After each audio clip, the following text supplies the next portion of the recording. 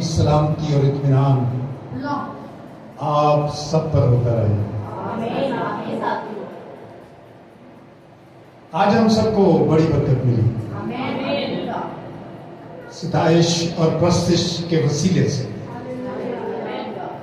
खुदा ने हमें बड़ा ब्लेस किया। बार बार जी कर रहा था हम उठें और नाचें, हम खुदावंद की तारीफ करें। उसका रूह जुम्बश कर रहा है यहां पर। हम इसलिए मशकूर हैं खुदा के और खुदा के बेटे के भी, जिसने प्रस्तिश के लिए अपना मुंह खोला और खुदा ने उसे ब्लेस किया और उसे बरकत दी।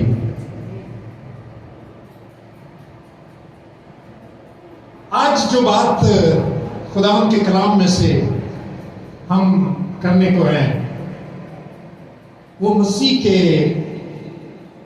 एक बदन की बात है। किसकी बात है? मसीह के बदन की।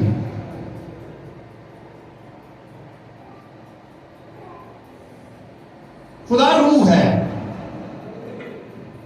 और वो चाहता है इंसान की नस्ल से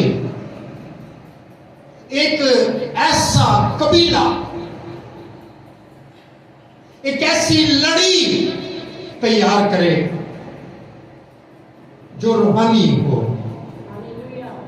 जो जिस्मानी ना हो, रूहानी हो, जो तारीकी ना हो, नूर हो, जो दुनिया का नमक हो।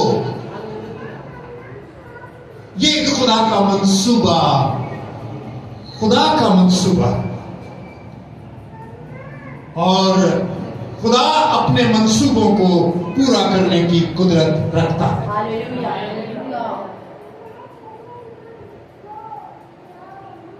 मैं ईमान रखता हूं खुदावंद हमें बरकत देने को है। कलाम को खोलते हैं हम।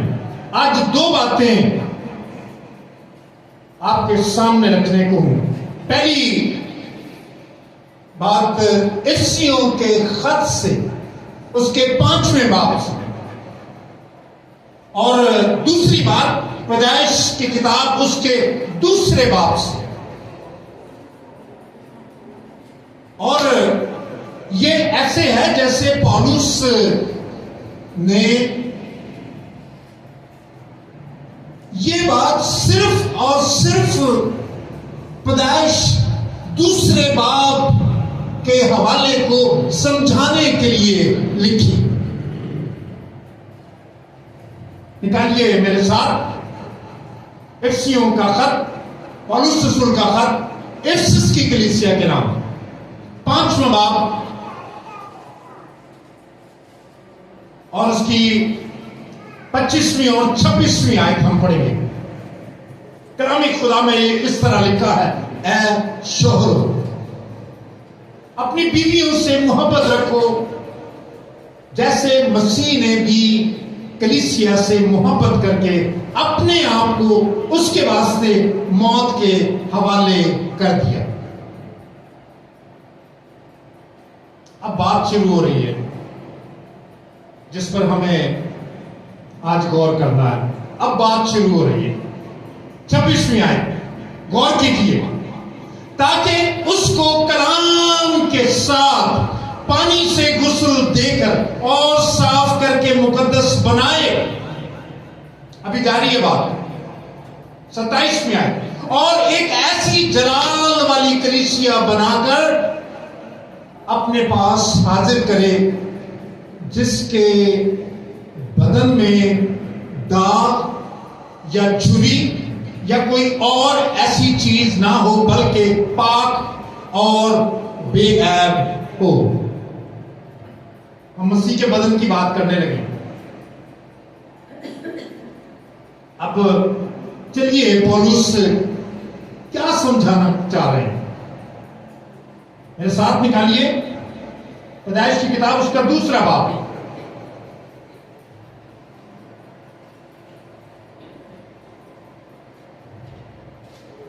जी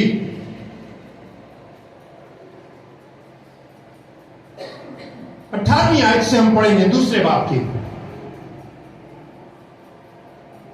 सब हाजिर हैं? आइए 18वीं आयत पढ़ते हैं। उस भेद को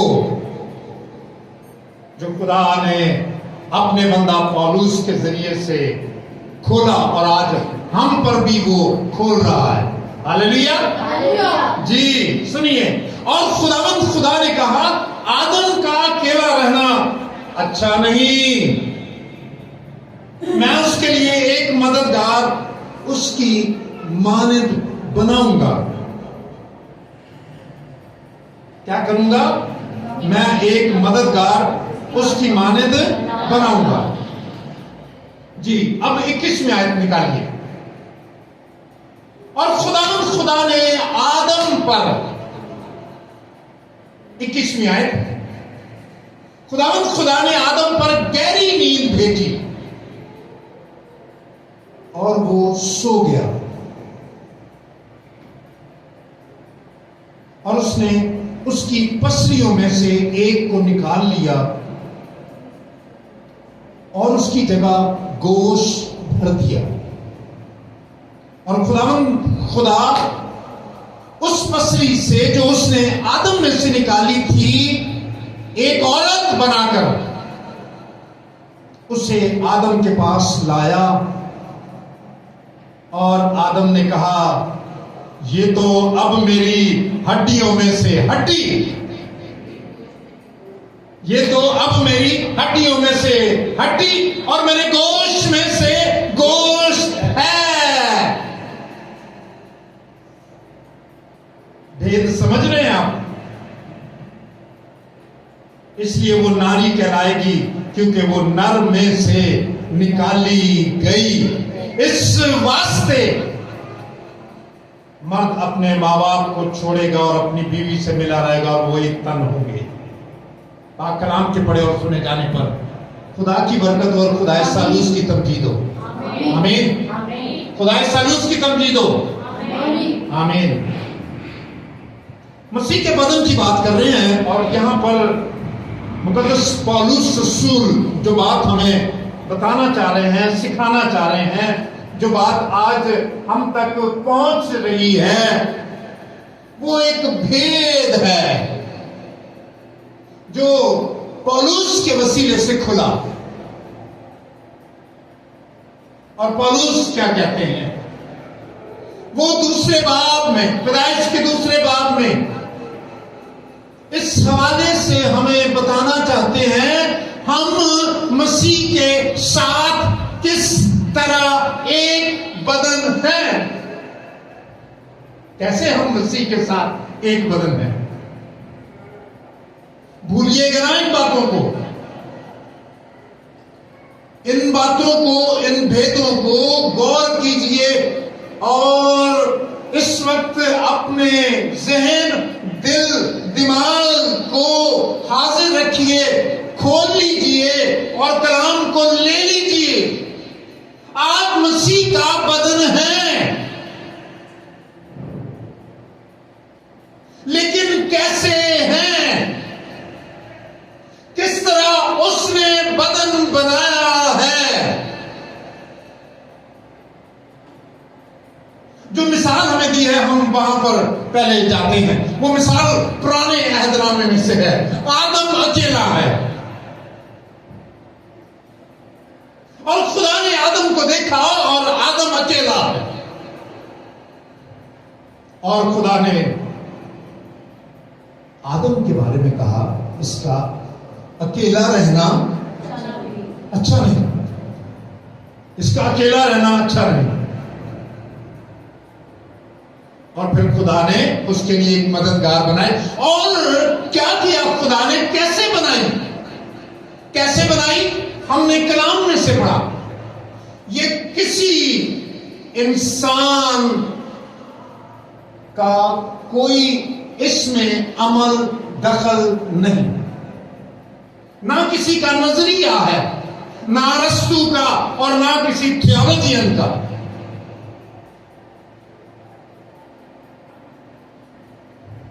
बाइबल में लिखा है कि खुदा ने आदम पर गहरी नींद भेजी गई।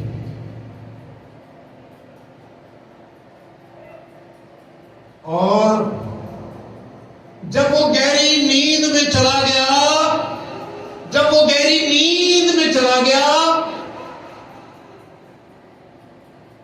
तो फिर उसकी पसली में से,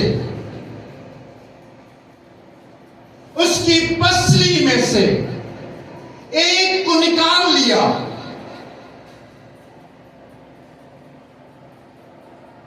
एक को निकाल लिया और उससे औरत को बना दिया। उससे क्या किया? औरत को बना दिया। कैसे औरत को बनाया? आदम की पसली में से। पहले उसे नींद दी, फिर उसकी पसली में से उसने हवा को निकाला, गोश्त को निकाला और उससे हवा को बना दिया।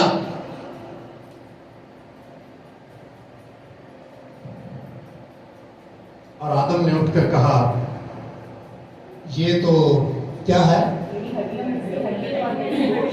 हालेलुया! ये क्या है? ये मेरी हड्डियों में से हड्डी, ये मेरे गोश्त में से गोश्त।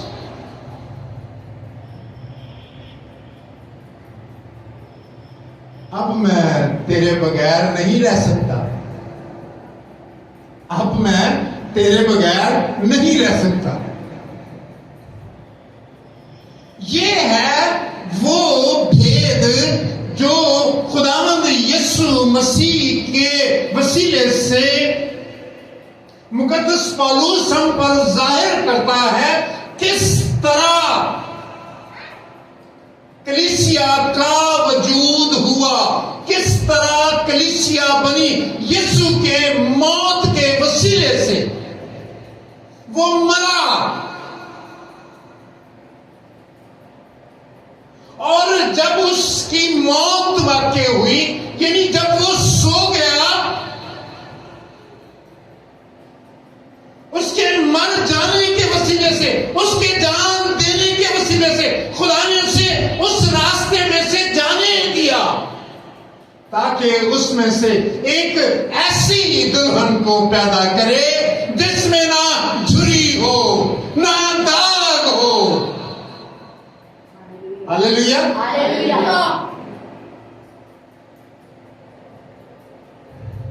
ये अमल आदम की जिंदगी में पता कब हुआ? जब उसने गुनाह नहीं किया था। इसलिए ये मिसाल खुदावंद यीशु की मौत और कलीसिया के बारे में हम पर फिट आती है। इसलिए पौलुस कहता है, इसलिए पौलुस उस बात को समझाना चाहता है।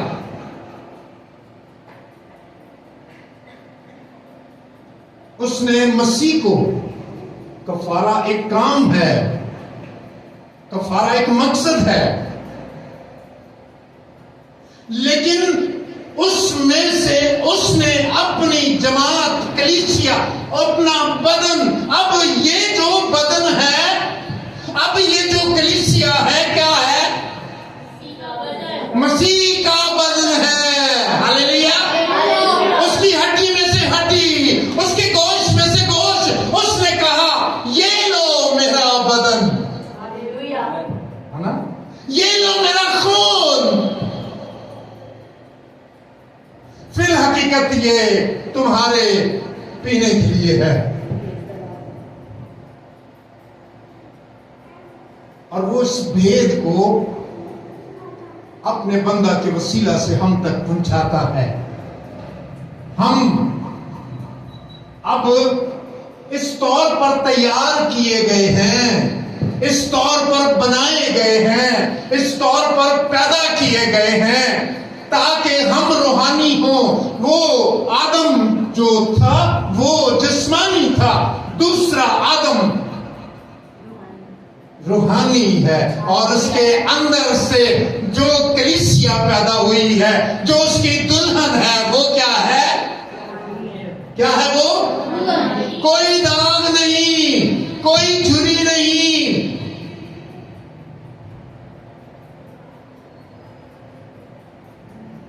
और वो अपनी रास्तबाजी हमारे हिस्से में, हमारे खाते में डालता है। खुदा जब देखता है तो क्या नजर आता है खुदा को? खुदा को क्या नजर आता है? खुदा को नजर क्या आता है? उसके बेटे का लहू, रास्तबाज का खून जो हमने अपनी जिंदगी पर लिया है।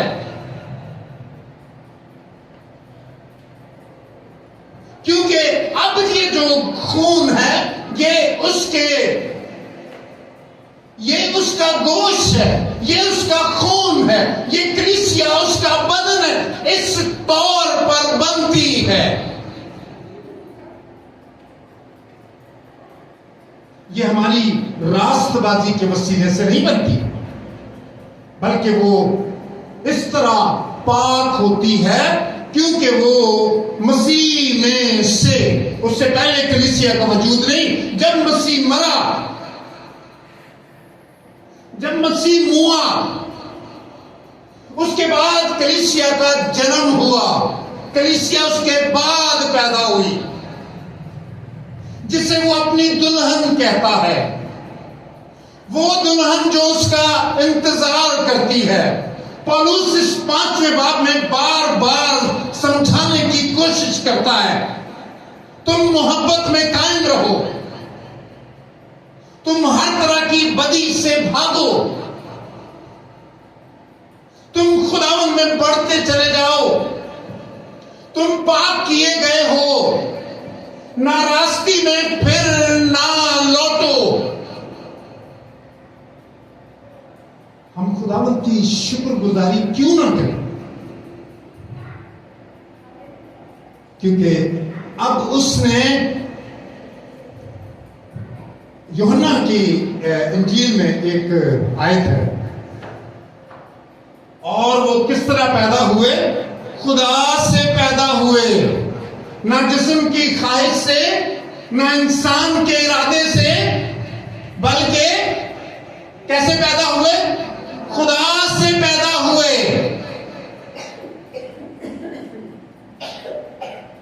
अब जो ईमानदार हैं, अब जो उसकी दुल्हन है,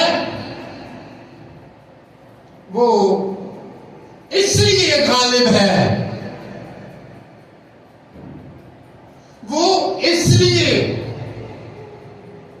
जलाली है, वो इसलिए खुदा की हुजूरी में जाने के लायक है, वो इसलिए उस मिराज को पाने के लायक है क्योंकि वो खुदा से पैदा हुई है।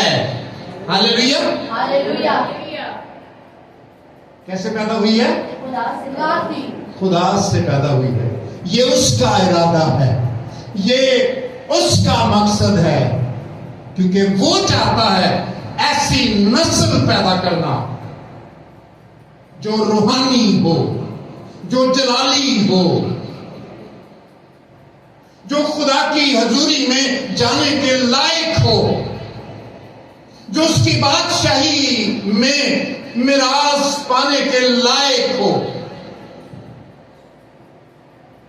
अगर हम उसकी दुल्हन हैं, जो कि हैं, तो हमें याद रखना चाहिए अपने एजाज को, उस इस्तेकाक को जो खुदा की तरफ से हमें मिला है, मुझे मिला है, आपको मिला है। और ये इस्तेकाक जो आपको दिया गया है, इसे खो ना दीजिए। कलाम में लिखा है कि ईसाऊ ने अपने बड़े होने का हक, अपने बड़े होने का हक दाल के लिए खो दिया, अपने पेट भरने के लिए खो दिया। उसने उसे ठुकरा दिया। और याद रखिए, फिर हम देखते हैं जब वो चाहता था कि वो हक पाए, फिर वो उसे नसीब ना हुआ।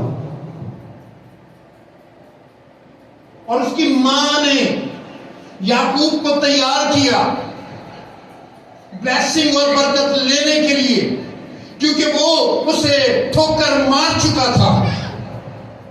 उसने उसे अपने पांव तले लताड़ दिया था।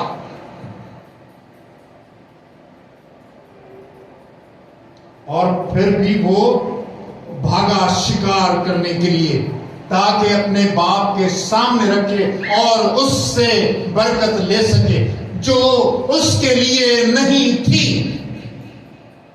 अब बरकत कन्वर्ट हो चुकी है। इसी तरह खुदा ने उस सारी दुनिया में से उन सबको अलग कर लिया है, उन सबको अलग कर लिया है, उन सबको चुन लिया है। इसलिए वो अपना खून उन्हें देता है, अपना बदन उन्हें देता है। और ये ब्लेसिंग और बरकत सिर्फ और सिर्फ कलीसिया के हक में है, कलीसिया के लिए है, किसी और के लिए ये ब्लेसिंग नहीं है। आमीन। किसी के लिए नहीं है।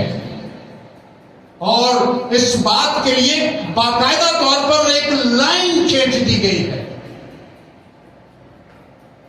कि किसी दूसरे के वसीले से निजात नहीं, क्योंकि आसमान के तले जमीन पर आदमियों को दूसरा नाम नहीं बख्शा गया। वही दुल्हन है जो उसके अंदर से निकली है, जो उसकी मौत को, जो उसके जी उठने को कबूल करती है, जो उसके बहाए हुए खून को अपने ऊपर लेती है। मैंने 2-3 चर्चेस को देखा, नाम तो अच्छा नहीं है लेना किसी का भी,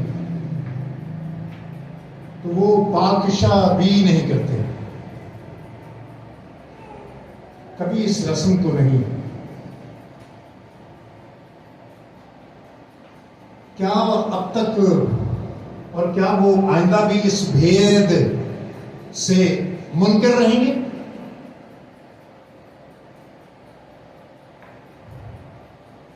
अजीजों,